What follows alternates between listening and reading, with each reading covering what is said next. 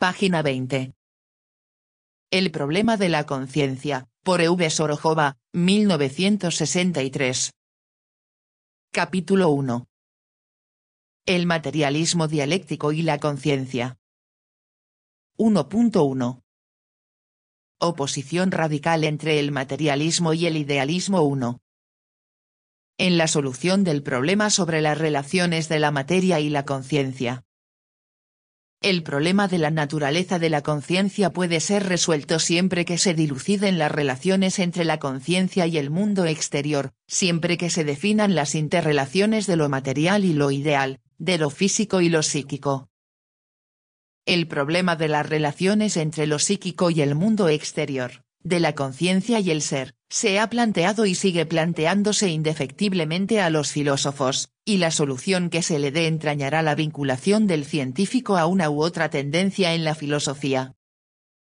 El materialismo y el idealismo resuelven de manera diametralmente opuesta el problema de las interrelaciones de la materia y la conciencia y del carácter de sus relaciones causales. Los adeptos de las tendencias idealistas se caracterizan por reconocer el carácter primario de la conciencia. Para los idealistas, la conciencia es la causa del ser.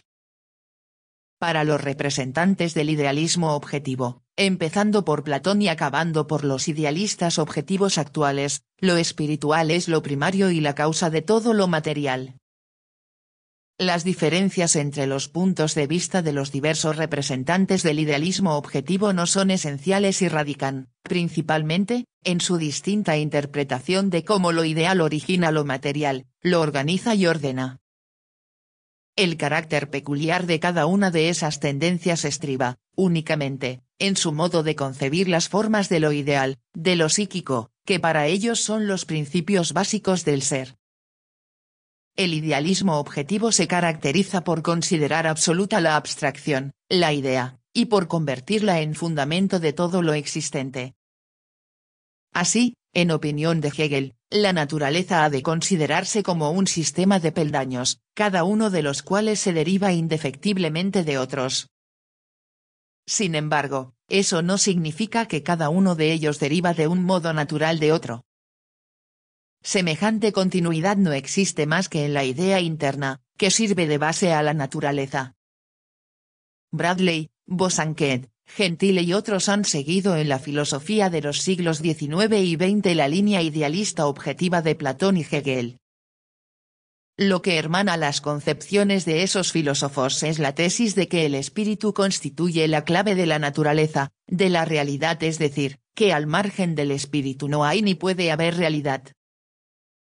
Hoy día algunos neohegelianos completan el idealismo objetivo con ideas idealistas subjetivas. El rasgo característico del idealismo subjetivo es que únicamente reconoce como fidedigna la conciencia. El ya citado Gentile intentó sustituir el espíritu absoluto de la concepción idealista objetiva hegeliana por un sujeto activo. En el sistema de Gentile, la inteligencia o el espíritu no es el ser, sino más bien la actividad pura, que es la que origina toda la existencia. Para Gentile, esa actividad viene a ser la fuente de la realidad. La propia actividad se representa como pensamiento trascendental, yo trascendental, nosotros, personalidad o espíritu.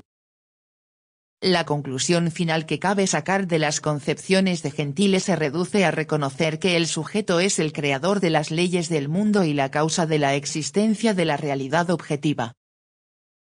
Los representantes del personalismo, Stern, Bourne, Brightman, Fleewelling, resuelven el problema de las relaciones entre la conciencia y la materia combinando de un modo peculiar el idealismo subjetivo y el objetivo.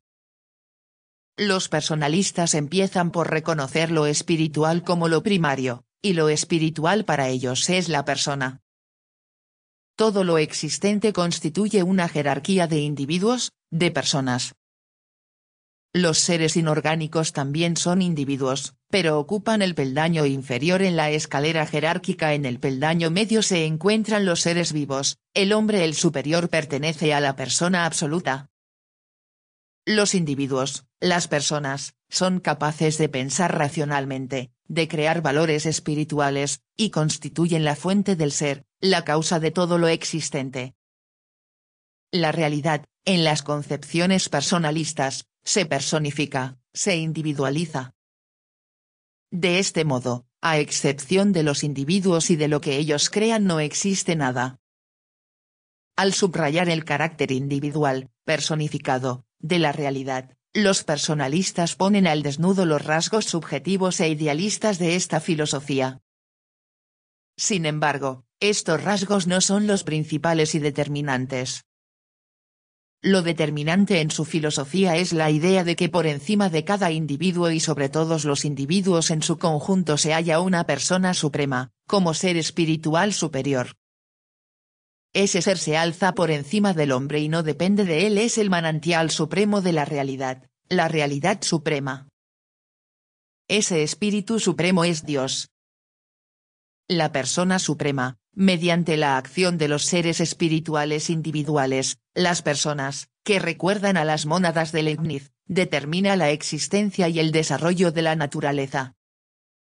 La persona humana no es más que un débil reflejo del espíritu divino. La filosofía personalista se funde abiertamente con la religión. Al predicar la existencia de la persona divina y suprema, sus adeptos exhortan de hecho a la resignación y a la sumisión ante su omnipotencia. Al proclamar la igualdad de las personas ante la persona suprema, la igualdad espiritual ante Dios, los personalistas, en la práctica, tratan de desarmar al hombre espiritualmente en su lucha por una igualdad efectiva. La esencia teológica de las ideas sobre el carácter de las relaciones entre la materia y la conciencia está claramente expresada en las obras de Maritain y Arrington, representantes del neotomismo, una de las tendencias más reaccionarias de la filosofía idealista objetiva actual. Los neotomistas, que toman abiertamente partido por la Iglesia católica, utilizan una terminología filosófica pseudocientífica para defender ideas religiosas, la idea de Dios como causa primera de toda forma real, de toda acción. Dios, que según los neotomistas existe de por sí, es el límite supremo del mundo, el creador de todo lo existente. La materia, para ellos, constituye el límite inferior de cuanto existe, el material pasivo de que se vale Dios para crear todos los seres, infundiéndoles una esencia espiritual. Estas esencias espirituales ocupan, de acuerdo con su complejidad, los lugares que les corresponden en la escalera jerárquica, en cuyo peldaño superior se encuentra Dios. La idea religiosa del alma inmortal encerrada en un cuerpo perecedero ocupa un lugar destacado en los escritos de los neotomistas.